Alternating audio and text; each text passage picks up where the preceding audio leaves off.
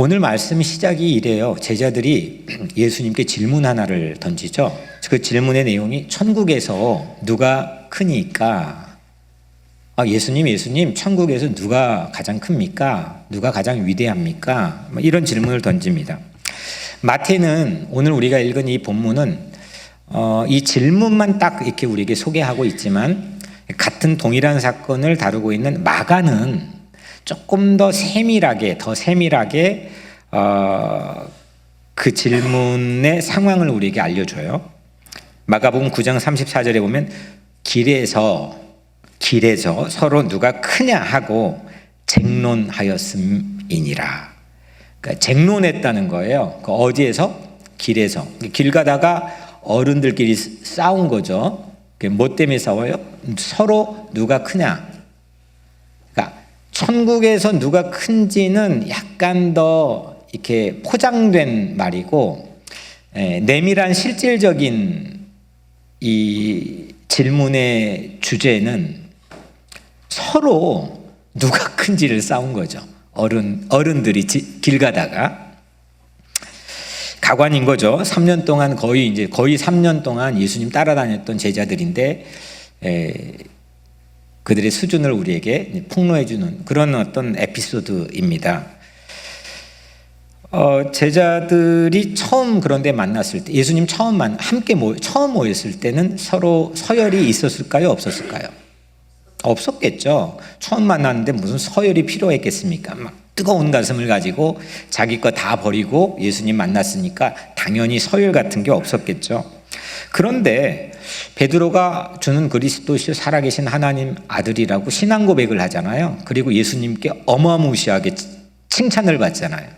그리고 그 직후에 예수님이 3명만 딱 뽑아가지고, 베드로 포함한 3명만 뽑아서 변화산에 올라가고, 그리고 나서 납세 문제에서는, 이 세금 문제에서는 베드로가 대표격이 되죠. 이렇게 일이 진행되는 과정에서 제자들 사이에서 누가 큰지 서열이 최대 이슈로 부각이 된 거죠. 누가 크지? 누가 더 높은 거야? 이런 서열의 문제가 상당히 중요해졌다는 거죠. 교회 이 오순절 다락방이 시작했던 예루살렘이 기독교의 첫 번째 교회에 서로 큰 게 뭔 소용이 있었겠습니까? 그때 목사가 있었겠습니까?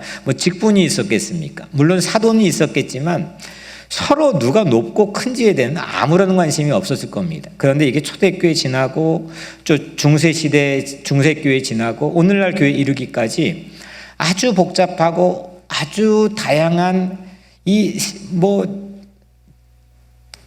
제도, 시스템, 직분 이런 게 만들어지면서 실제로 교회에서도 솔직히 우리 좀 내놓고 얘기해 보면은 중요해져 버렸잖아요. 누가 큰지, 뭐가 중요한지, 뭐가 위대한지 이런 거 따지는 게 교회 안에서는 상당히 중요해져 버렸습니다. 영국의 이 캔터베리 대주교, 거기는 최고의 수장 아닙니까?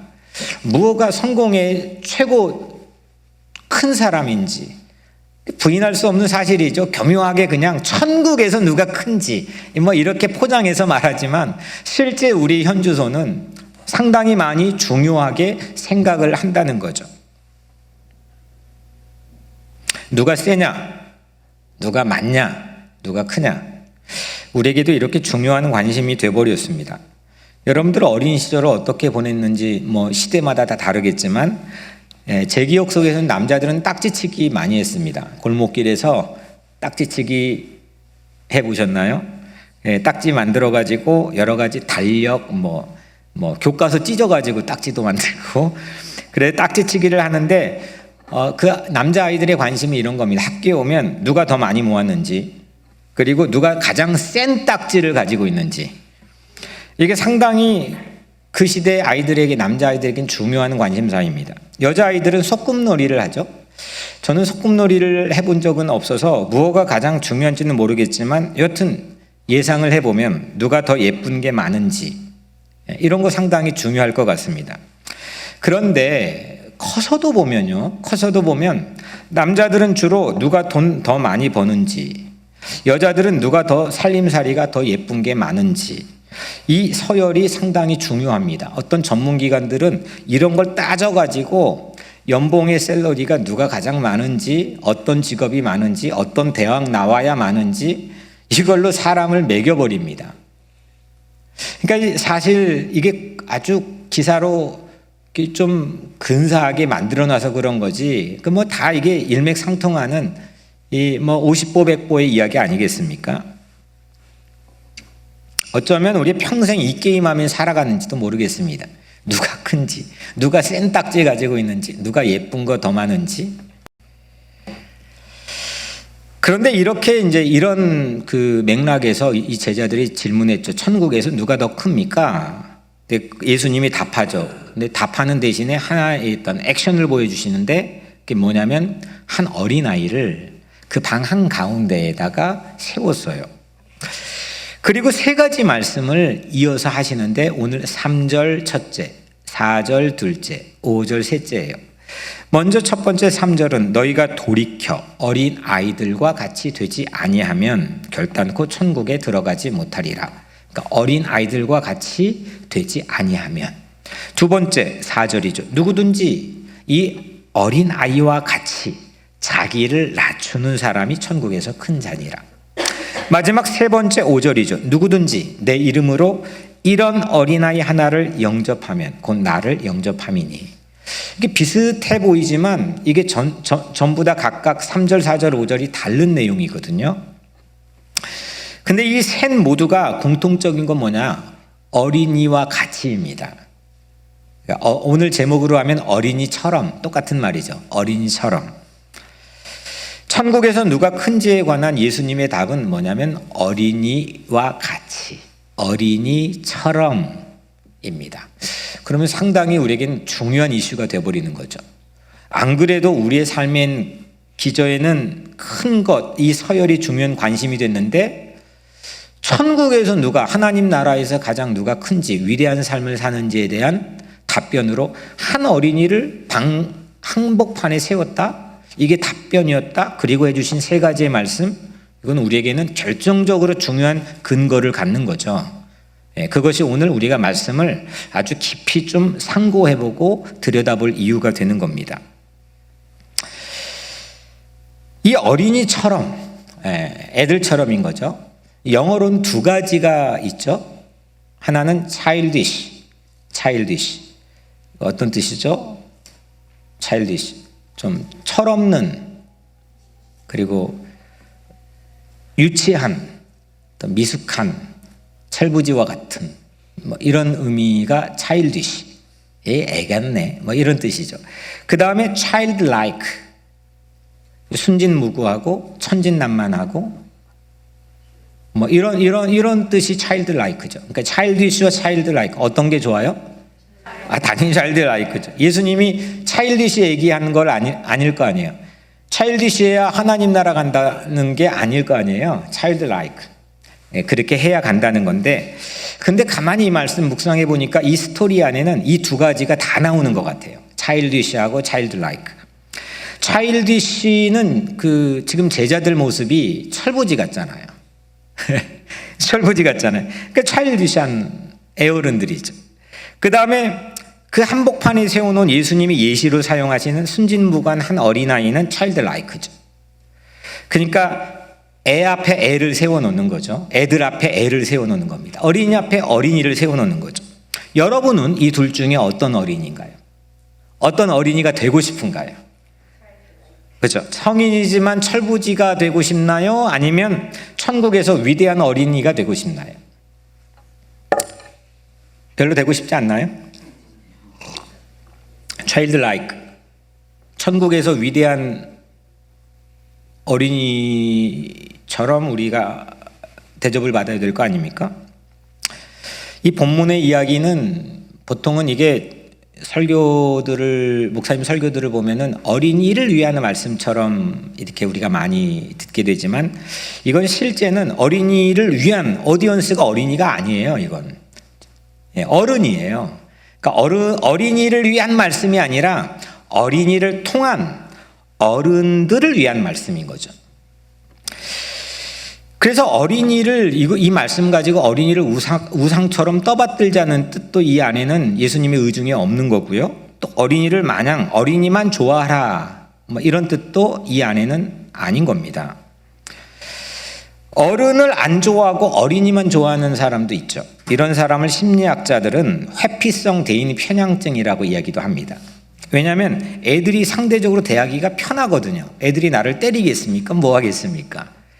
그 어린이도 조만간 그런데 딱지치기 하고 소꿉놀이 했던 순진무구해 보이는 그 어린아이도 언젠간 그 연장선상에서 남의 것 뺏어가지고 누가 더 센지 강한지 누가 더 큰지를 따져야 되는 그런 어른이 되거든요. 그러니까 어린이 만능주의로 이 말씀을 보자는 게 아닌 거죠. 그래서 오늘 이 말씀은 어린이 되기가 아니라 어린이처럼 살기 이런 의미에서 예수님 말씀한 거예요.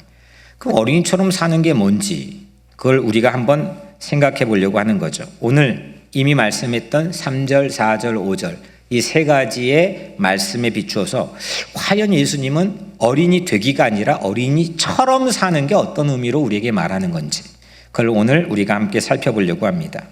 먼저 첫 번째, 어린이는 한번 따라해 볼까요? 잘한다. 예, 잘한다. 뭐 이렇게 잘한다 이게 아니라 성장한다, 잘한다 다 알아들으시죠? 예. 오늘 3절에 너희가 돌이켜 어린 아이들과 같이 되지 아니하면 결단코 천국에 들어가지 못하리라. 그러니까 어린아이 같이 되어야 되는 거죠. 근데 어린아이 같이 어떻게 되느냐? 돌이켜예요. 여기에 열쇠가 있는 거죠. 어린이 같이 되려면 돌이켜라 이렇게 예수님 말씀하는 거죠. 돌이켜의 NIV 영어 성경에는 change, 변화하는 거죠. 킹 제임스 버전에는 converted, 전향하는 거예요. 방향을 바꾸는 거예요.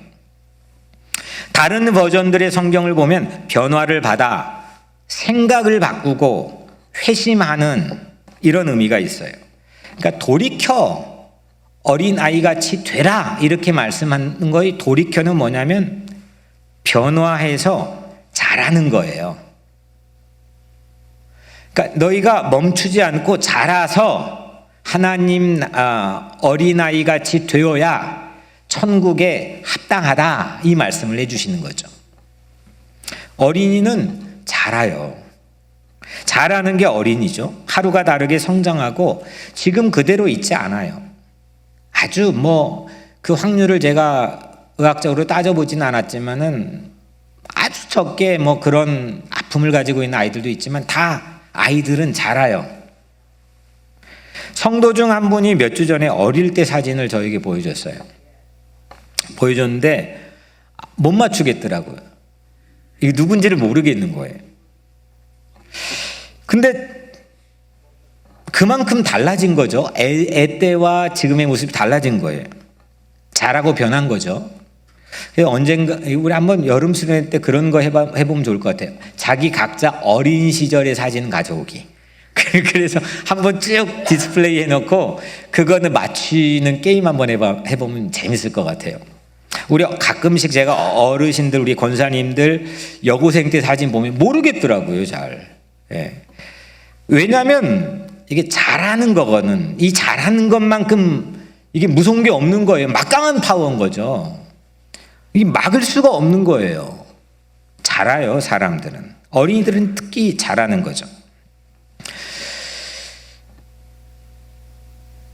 반성할 줄 알고 회개할 줄도 알고 고쳐먹을 줄도 알고 바꾸어서 변화되어서 어제보다 나은 오늘로 자라야만 그래야만 어린이처럼 살아야만 하나님 나라에 합당하다는 게 예수님의 말씀인 거죠. 여러분들은 반성할 줄을 압니까? 돌이켜 체인지, 그 체인지한 지점이 있습니까? 나를 깊이 성찰하고 들여다볼 그런 진지한 어떤 시간이 여러분들의 일주일의 삶 속에 있습니까? 그 돌이켜라고 하는 터닝 포인트의 어떤 체인지, 잘하는 지점이 우리에게는 있습니까? 그게 어린이처럼 되는 겁니다. 여러분들 어린이날 부르는 노래 다 아시죠? 날아라 새들아 푸른 하늘은 뭐더라? 달려라 내물아 푸른 벌판을 5월은 부르구나 우리들은 잘한다 5월은 어린이날 우리들 세상 아유 잘한다 또 우리가 잘하면 나라의 일꾼 손잡고 나가자 서로 정답게 5월은 부르구나 우리들은 잘한다 그 애들은 뭐라고요? 잘하는 거예요. 이 노래에서의 명확한 지점은 뭐냐면 애들은 잘한다는 거죠. 상당히 중요한 포인트입니다. 어린이는 잘하는 거죠. 누가 큰지 서열 다툼하는 이 차일디시 같은 애 같은 그런 프레임에서 벗어나서 돌이킬 줄 알고 반성할 줄 알고 성찰할 줄 알고 회개할 줄 알고 그래서 잘할 수 있을 때 천국에 맞는 어린이처럼 산다는 게 오늘 예수님의 첫 번째 취지인 거죠. 그래서 어린이처럼 잘하고 돌이킬 좀 넓이의 폭 맨날 그 틀에 안 자라는 사람처럼 살지 마시고 내가 70이 되고 80이 되었어도 하나님의 자녀들 아닙니까? 그러면 내가 반성할 줄도 알고 돌이킬 줄도 알고 그런 체인지한 지점도 내게 있다는 것 자체가 좋은 거죠. 그렇게 그런 폭이 내 삶에서는 꼭 마련이 되고 그래서 세상에서 큰 자 말고 천국에서 진짜 예수님 말씀처럼 큰 자가 우리 교회 성도들 다 되기를 주의 이름으로 축복합니다. 첫 번째 이렇게 어린이는 잘한다 이 지점이죠. 두 번째 어린이처럼의 의미는 예수님의 의중은 뭐냐면 따라해 볼까요? 어린이는 낮춘다. 이것도 발음 때문에 잘한다처럼 낮춘다. 이것도 좀 약간 혼동이 될 수 있겠지만 어떤 의미인지 봅시다. 4절에 누구든지 이 어린아이와 같이 자기를 낮추는 사람이 천국에서 큰 자니라. 아주 명확하게 예수님께서 말씀했는데 이거 핵심입니다. 어린이는 어떻습니까? 이미 높은데 노력해가지고 낮춰야 되는 존재가 어린이가 아니잖아요. 이미 낮춰져 있어요. 이게 이 데시벨이 레벨이 이미 그냥 낮춰져 있어요. 여러 면으로. 그러니까 한 번 높아지면 낮추기가 상당히 어려워요. 네. 이미 낮아요. 그래서 오만해질 수가 없어요. 물론 그 중에는 잘난 척 해봤자예요. 거기서. 이게 어린이처럼이에요. 근데 그 예수님의 논리는 자기를 낮추면 나를 낮추면 예수님이 높여주신다는 거죠. 누가복음 14장 11절 잘 아시는 말씀이죠. 무릇 자기를 높이는 자는 낮아지고 자기를 낮추는 자는 높아지리라. 여러분 높아지고 싶습니까? 낮아지고 싶습니까? 아니 제가 솔직히 좀 얘기하면 높아지고 싶죠. 그러면 전자입니까? 후자입니까? 내가 스스로 나를 높이는 것보다 예수님이 높여주는 게 훨씬 더 상식적으로 근사한 삶의 생각이고 가치관 아니겠습니까? 그런데 여기 다 무너져요. 여기 뭐 세상에 있는 사람들도 그렇지만 교회에 있는 저 같은 목회자들 대표적이고 이거 여기에서 다 무너지는 거예요. 자기를 막 높이려고 하는 거죠. 왜 그런지 아세요? 제가 가만히 생각해 보니까 한 가지 함정이 있어요. 왜 이거 아는데 다 안다는 거예요. 근데 안 돼, 다. 왜 안 되냐? 과연 이 예수님의 말씀이 이게 과연 가능할지 의심하거든요. 현실에 가져오면 불안해요. 이게 안 맞을 것 같단 말이에요. 그러니까 자꾸 자기를 높이려고 노력하는 거죠. 안 봐주는데도 자꾸 자기를 높이려고 하는 노력이 끊임없는 이유는 진짜 이 예수님의 말씀이 의심이 가요. 이게 정말 이게 만약에 확신 있게 들어오면 이거 안 돼, 안 하면 바보가 되는 거 아닙니까? 또 예수님 말씀했죠. 누구든지 으뜸이 되고자 하는 자는 모든 사람의 종이 되어야 하리라. 인자가 온 것은 섬김을 받으려 함이 아니라 도리어 섬기려 하고 자기 목숨을 많은 사람의 대속물로 주려 함이니라. 심지어 지난주에 찰스 3세가 영국의 국왕이 됐죠. 그래서 여튼 대관식을 하는데 딱 이 말씀을 인용했죠. 나는 섬김을 받지 않고 섬기겠다. 아니 근사하죠. 근데 저는 믿을 수는 없었지만 제 영국에 사는데 매일같이 하루도 안 빠지고 나오는 기사가 두 가지가 있어요. 영국은 뭐냐면 하나는 축구, 하나는 왕실. 그들의 가십거리가 그들의 삶의 재미를 더해주는 것 같아요. 하루도 안 빠져요. 근데 이 이 시대가 어떤 시대입니까? 근데 여튼 그런 사람도 그런 국왕도 그 말을 하는 거죠. 나는 섬김을 받지 않고 섬기겠다. 저는 그거를 그 자리에서 실제 할 거라고 믿지는 못했지만, 근데 한 가지 중요한 포인트는 그만큼 낮은 자리에 서겠다, 섬기겠다 이 말은 모두를 설득할 수 있는 공통의 언어라는 거죠.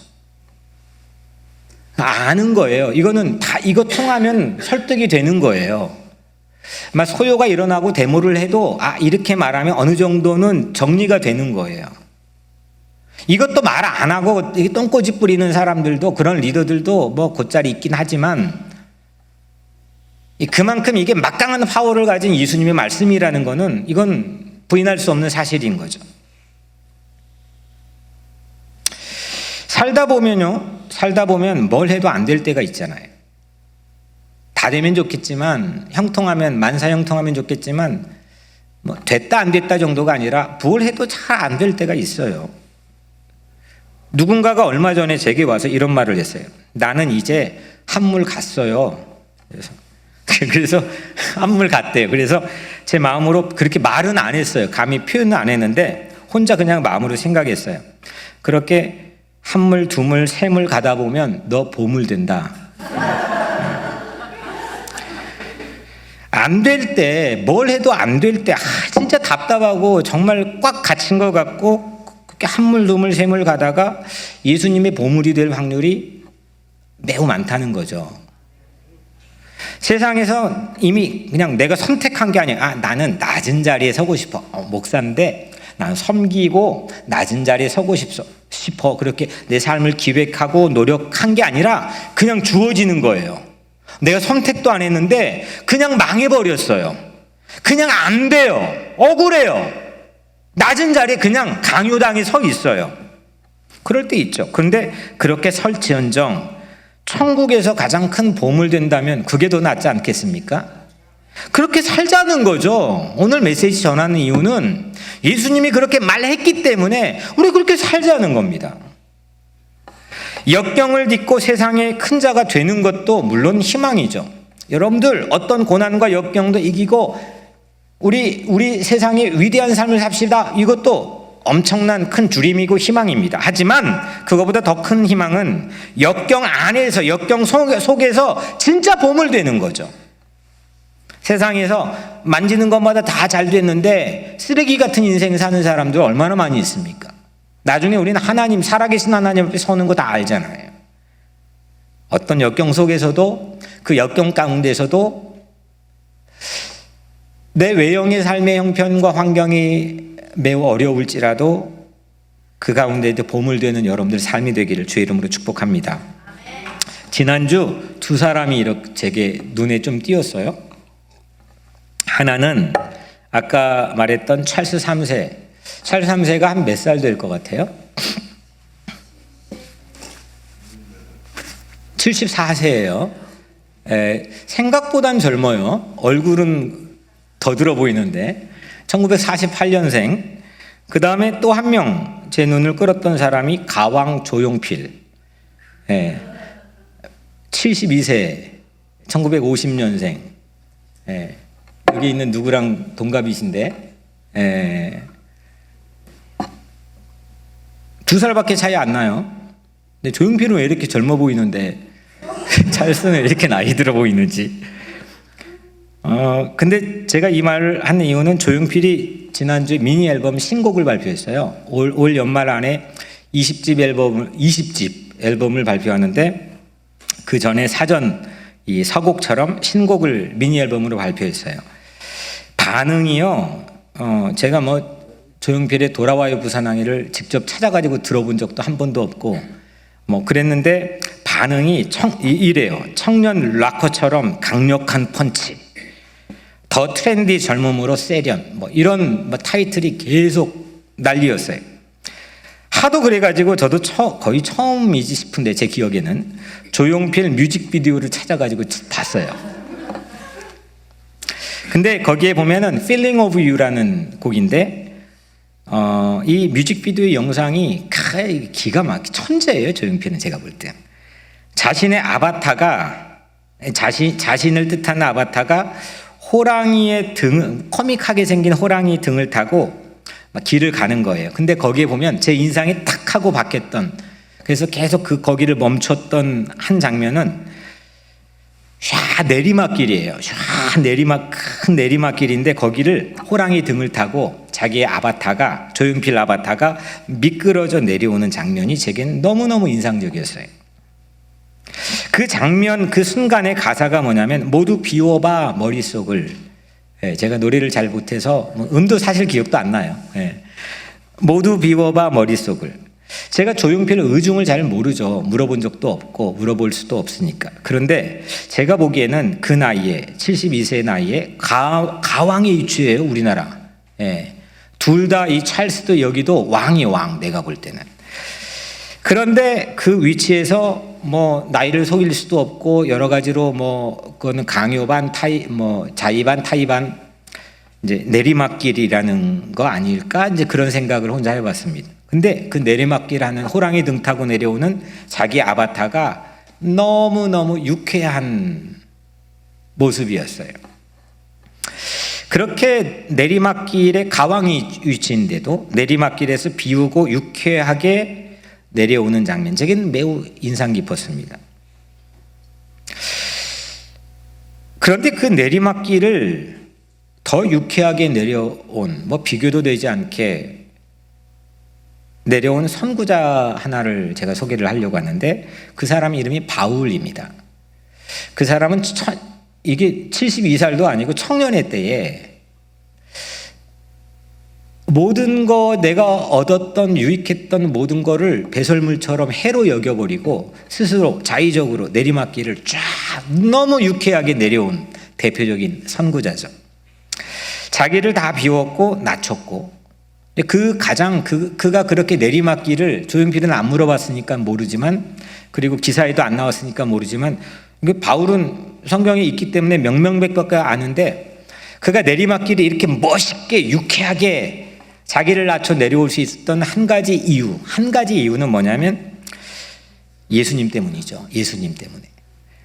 그가 고백했던 유명한 말 한마디는 빌립보서 2장 6절 8절 그는 근본 하나님의 본체시나 하나님과 동등됨을 취할 것으로 여기지 아니하시고 오히려 자기를 비워 종의 형체를 가지사 사람들과 같이 되셨고 사람의 모양으로 나타나사 자기를 낮추시고 죽기까지 복종하셨으니 그 십자가에 죽으심이라. 이건 기독교의 이제 교리가 돼버리죠. 기독론의 교리가 돼버리는데 그런 거 교리 때려치우고 그냥 몰라도 되고, 이게 바울이 처음 예수를 경험할 때 그냥 그 고백으로 우리 돌아가 생각해 보면 어디서 정리해 준 적도 없고 뭐 책을 읽은 적도 없고 실제로는 바울은 예수를 만나본 적도 없고 예수가 어떻게 살았는지를 본 적도 없고 십자가 죽은 걸 본 적도 없는데 이런 고백을 한다는 거죠. 예수는 자기를 비웠다. 종의 형체를 가졌다. 그 모습은 사람과 같이 된 거다. 사람의 모양으로 나타나셨다. 그리고 자기를 낮추시고 죽기까지 복종의 길을 걸었는데 그게 곧 십자가에 죽는 거였다. 나는 반했다. 그래서 나도 거침없이 그렇게 내리막길을 걸어갈 거다. 놀라운 거 아닙니까? 이건 조용필이 여기에 비할 바입니까? 제가 조용필 뮤직비디오를 한 3-4번을 반복해 봤거든요. 괜찮더라고요. 천재더라고요. 그 시절에 젊은 10대, 20대하고 소통할 트렌디한 거는 그런 천재적인 음악적 감수성만 가지고 되는 게 아니에요. 그렇게 내리막길을 표현할 수 있는 과감성, 용기, 이게 있는 거거든요. 그래야 세상에서 일자리 없어서 다 그냥 힘들어하는 젊은 청년들의 가슴 깊숙이 노래 가지고 들어가는 건데, 제가 볼 때는 그래요. 근데 그거하고는 비교가 안 되는 거예요. 지난 2000년 동안 바울은 이 한마디를 가지고 위대한 사람들을 변화시켰거든요. 우리 삶에도 그렇게 자기를 낮추는 지점이 예수를 통해서 어린아이처럼, 차일드라이크처럼 있기를 주의 이름으로 축복합니다. 자기를 비워서 종이 되신 예수님 때문에, 그 예수님 때문에, 십자가에 죽는 그 예수 때문에 바울은 높은 데서 낮은 데로 내리막길 타는 재미를 우리에게 보여줬어요. 그렇게 뭘 보여준 사람을 쳐다보고 있으면 그렇게 살아요. 안 쳐다보니까 못 사는 거죠. 세상을 바라보면 더 높은 데 서열을 따지게 되지만, 이런 거 자꾸 계속 보게 되고 생각하게 되면 그거 따라 살게 돼 있다니까요. 십자가 예수를 바라봅시다. 그분은 어린이처럼 자기를 낮추셨다니까요. 힘있고 세상 권력 있는 사람들의 앞에서는 꿀지 않고 쫄지 않고 기죽지 않고 독사의 자식들이라고 호통을 쳤지만, 한없이 연약한 자들 앞에서는 무릎 꿇어 발을 씻기고 그들의 친구가 되어주셨다니까요. 교회가 그래야 되는 거 아닙니까? 근데 오늘날 교회는 거꾸로라니까요. 뭐 다 그런 건 아니겠지만, 우리가 알고 있는 교회에 대한, 세상 사람들 알고 있는 교회에 대한 이미지는 오히려 세상 권력 있는 사람들 앞에서 조찬하고 축복해주고 그냥 빌빌대고, 그리고 세상에 힘없는 사람들 경멸하고 무시하고 그 사람들의 친구가 되는 방법도 모르고 언어도 없고 그렇다니까요. 우리 교회는 그렇게 근사한 삶을 예수님 바라보고 살자니까요. 저는 그게 제 목회의 가장 중요한 가치입니다. 예수님은 영원한 사랑이 되셨죠. 이런 모습으로. 그런 십자가 예수를 바라보면서 내리막길을 타볼 줄 아는, 실제 타는 어린이처럼 함께 살았으면 좋겠습니다. 세상에서 큰 자 말고 천국에서 큰 자, 여러분들 모두이기를 주의 이름으로 축복합니다. 첫 번째는 어린이가 뭐예요? 잘한다. 두 번째는 낮춘다. 방향이 다른 거예요. 세 번째는 어린이를 영접한다. 한번 따라 볼까요? 어린이를 영접하라. 5절에 누구든지 내 이름으로 이런 어린아이 하나를 영접하면 곧 나를 영접함이니. 이거 사실 충격적인 거예요. 그때 당시 어린아이는 인구 숫자에도 안 끼워졌어요. 근데 갑자기 천국에 누가 큰지에 대한 아주 어떤 뭐랄까 근사한 신학적 질문들을 딴에는 생각해가지고 제자들 던졌을 텐데, 예수님이 충격적 답변을 해주신 거예요. 야, 이 어린아이 한 명 같지 않으면, 이 어린아이 하나를 영접하면, 너희들 웰컴하면 나를 영접하는 거다. 나를 웰컴하는 거다. 충격적인 거예요, 이건 사실. 그냥, 아니, 그때 당시를 굳이 역사적으로 고찰하지 않고 오늘 우리 생각해봐도 이건 충격적인 거예요. 어린아이 하나를 영접하면, 웰컴하면, 이거는 예수님 환영하는 거고, 예수님 영접하는 거다. 우리 예수님이 영접하는 게 곧 믿음이고, 그 예수님 영접하는 걸 통해 구원받게 된다는 교리를 가지고 있잖아요. 그런데 예수님 영접이 꼭 어린 아이 하나를 영접하는 거다? 이거 어떻게 해석해야 되는 겁니까? 이건 진짜 충격적인 겁니다. 근데 이 말씀을 가만히 보면, 여러분들, 먼저는 제자들이 질문했던 누가 서로 큰지는 나만 있으면 돼요? 상대가 필요해요? 상대가 필요하죠. 비교를 해야 되니까 나 더 큰 사람보다 내가 더 크려면은 상대가 필요한 거죠. 어린이처럼, 오늘 제목인데 예수님 말씀한 거죠. 이건 제자들이 한 거는 누가 큰지. 예수님 말을 한 어린이처럼도 이것도 어린이라는 상대가 필요한 거예요. 분명히 말했잖아요. 이건 어린이 대상으로 한 설교가 아니라 어린이를 통한 어른에게 한 설교라고 그랬잖아요. 그러니까 우리는 어른이잖아요. 근데 상대가 필요한데 그 상대가 어린이라고 예수님 못 박아놨어요. 우리 눈앞에 누가 있느냐가 중요하다는 거죠. 내 눈앞에 누가 있으면 좋겠는지 평상시의 생각이 중요하다는 거예요. 우리 교회는 누가 있으면 좋겠는지에 대한 평상시의 수준이 중요하다는 거죠. 영접하고 환영하고 싶은 한 어린이가 눈앞에 있어야 돼. 이걸 예수님 말씀한 거예요. 이렇게 생각하는 목사들, 이렇게 생각하는 교회 지도자들, 이렇게 생각하는 성도들이 과연 오늘날 교회에 얼마나 있을까요? 있을까요? 있겠죠. 하지만 얼마나 있을까요? 전 그냥 1초도 쉬지 않고 답하기가 매우 어려운 질문이라고 생각합니다. 실제 우리의 현주소는 한 어린이를 환영하는 사람이 예수님을 환영하는 셈이라는 거잖아요. 그런데 세상에서는요, 낮추는 사람 아니면 그냥 낮아진 사람을 어떻게 봐요? 이렇게 눈앞에 그런 사람이 있으면 그렇게 흔쾌하게 환영할 그렇게 또 사모하거나 그러지는 않을 거요. 거의 대부분 세상은 시시하게 봐요. 그리고 무시하죠. 때로는 경멸해요. 저는 오늘날 이제 우리 교회에서 목회를 하고 있는데, 제가 이 교회 성도님들을 1년 52주인데 일주일에 2명씩 만나도 이거 모자라는 거예요. 우리 교회 장로님들, 당회원들 1년 가봤자 저랑 한 번 개인적 자리 갖기가 어려울 거려.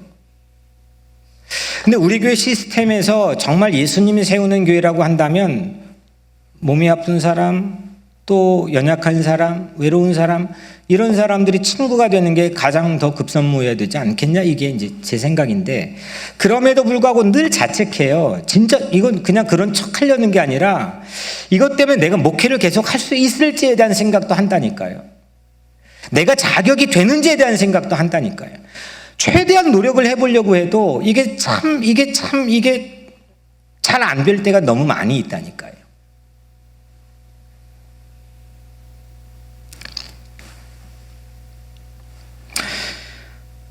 낮추는 사람, 낮아져 있는 사람을 진정한 큰 자로, 예수님 말씀대로입니다. 진정한 큰 자로 대할 수 있을 때 예수님을 영접하는 셈이라는 게 오늘 말씀입니다. 천국에서 위대한 삶의 관건이 뭐냐? 내가 지금 여기서 만날 상대가 누구냐는 거예요. 누구입니까? 주로 누구입니까? 나는 누구를 존귀하게 여기고 누구를 환영하고 싶고 누구를 만나고 싶어 합니까? 그거에 따라 예수를 영접하는 게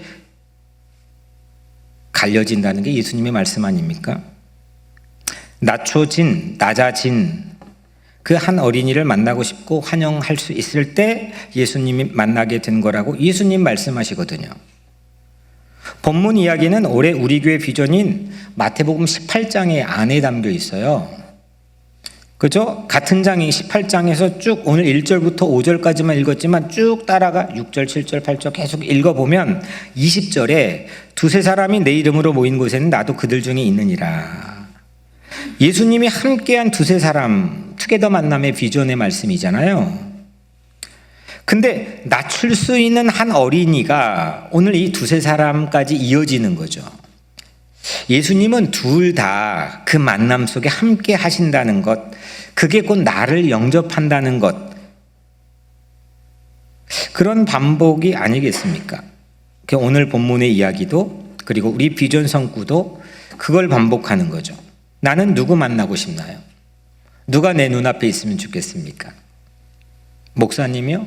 아니면 어떤 세상의 훌륭한 위인요? 나에게 돈 갚을 수 있게끔 도와줄 수 있는 어떤 부자요? 누구입니까? 우리는 신앙인입니다. 마태복음 25장 40절 말씀에 지극히 작은 자 하나에게 한 것이, 지극히 작은 자 한 사람에게 한 것이 곧 내게 한 것이니라. 똑같은 원리가 적용되고 있어요. 이건 계속 반복이 돼요. 한 어린이, 지극히 작은 자, 한 어린이를 영접하는 것이나 지극히 작은 한 사람을 섬기는 것이나 이건 모두 다 예수님이 영접하고 예수님 섬기는 것이라고 예수님 말씀했다. 이 정도 반복되면 부인할 수 없는 진리라고 생각되지 않나요? 예수 믿는다는 게 뭡니까? 예수 잘 믿는다는 것은 그래서 기도 열심히 하고 뭐 이런 것도 예수 잘 믿는 것도 축에 속하겠지만 진짜 예수님 말씀대로 따와서 예수 잘 믿는 거는 누구 만나고 싶은지에 대한 태도가 결정하는 게 성경에 나와 있는 이야기죠. 내 눈앞에 누가 있으면 좋겠는지에 대한 내 마음의 태도가 예수 잘 믿는 걸 결정한다니까요. 예수 믿는 것은 여러분들 예수를 알아야 믿죠. 여러분들 길 가다가 제가 어떤 모르는 사람에게 복음을 전하기 위해 말을 걸었는데 그 사람에게 Do you believe Jesus Christ? 이렇게 물어봤어요. 그 다음에 Do you believe me? 이렇게 물어봤어요. Do you believe Jesus Christ? 예수 믿어? 라고 물어볼 때는 yes 이렇게 말할 수 있지만 Do you believe me? 이렇게 하면 어떨 것 같아요? 좀 미쳤구나. 예. 내가 너 언제 봤다고 근데 왜 내 말 가지고 예수를 믿는다고 그래? 그러니까 앞뒤가 안 맞을 수 있거든요. 사람을 믿는다는 건요 알아야 믿죠. 여러분들 예수님은 어떻게 믿습니까? 때로는 그냥 갑자기 처음 왔는데 막 눈물이 나 예배 드릴 때 그냥 이유를 모르는 찬양 부를 때 막 가슴이 떨려요. 물론 그것도 성령님에 의해서 예수님 믿는 거일 수도 있지만 거기에는 아주 큰 함정이 담겨 있을 수도 있습니다. 그건 내 감정을 믿는 게 아니라 근데 예수님은 어떻게 합니까 여러분들은? 예수님이 어떤 분이라고 아십니까? 예수님이 여러분들을 알고 있는 게 진짜 맞는 예수님이라고 확정이 되었습니까? 진짜 그 예수님이 우리가 믿고 있는 예수님이 진짜 그 예수님 맞는 겁니까? 알고 믿는 겁니까? 헛다리 짚고 있지는 않습니까? 말씀만 가지고 보자는 거죠.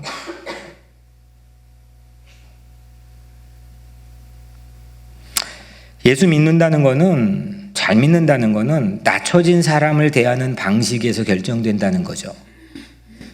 낮아진 사람, 때론 세상에서 무시된 사람, 소외받은 사람, 지극히 작은 한 사람 그 사람을 내가 어떻게 대하는 방식에서 예수 잘 믿는 게 결정되는 거 아니겠습니까?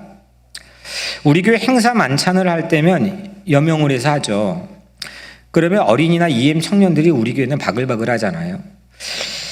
저는 우리 교회에서 그 어린이나 EM을 그 행사 때 대하는 태도를 그 행사 자체보다 더 중요하게 생각을 합니다. 이게 이제는 어느 정도 전달이 됐을 거라고 생각하지만 대개 다 제가 처음 왔을 때는 본능적으로 이거 누구나 본능적으로 빨리 지금 이 행사를 잘 해야 되니까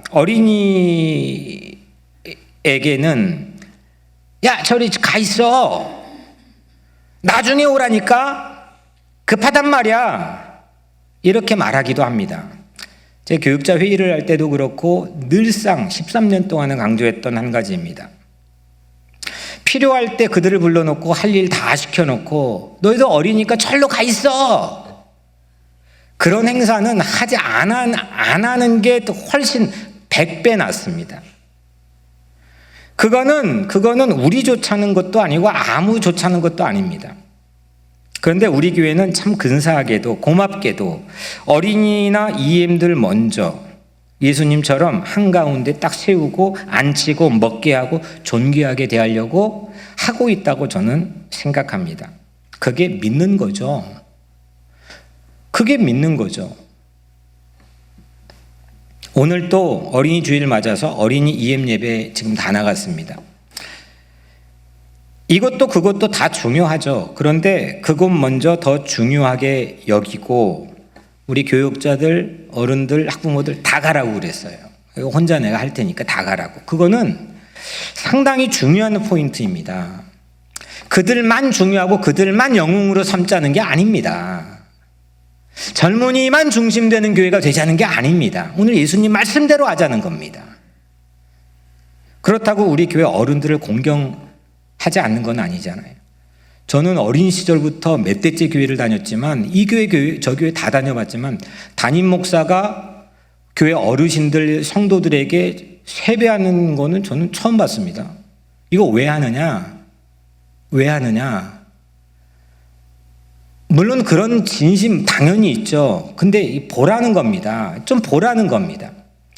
저 지금은 우리 교회 점심 식사를 안 하지만 코로나 전까지 점심 식사하면서 부임한 이후로 성도들 점심 식사를 저보다 먼저 한 적 거의 저는 기억이 없는 것 같습니다.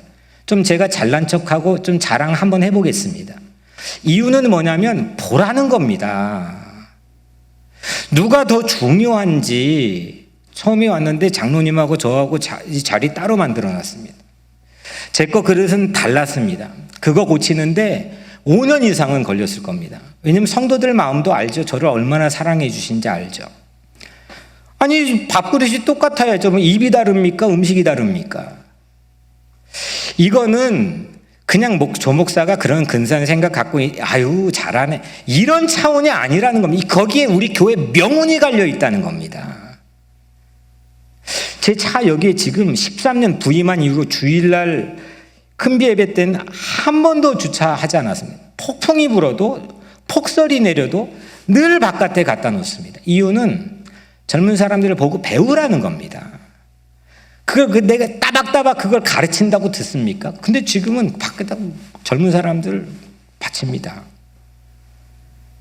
제 다리가 아파가지고 허리가 아파가지고 쩔뚝거리며 거의 한 걸음 한 걸음 떼기 힘들고 수술 직후에도 밖에다 바쳤습니다. 이건 좀 잘난 척 하는 겁니다.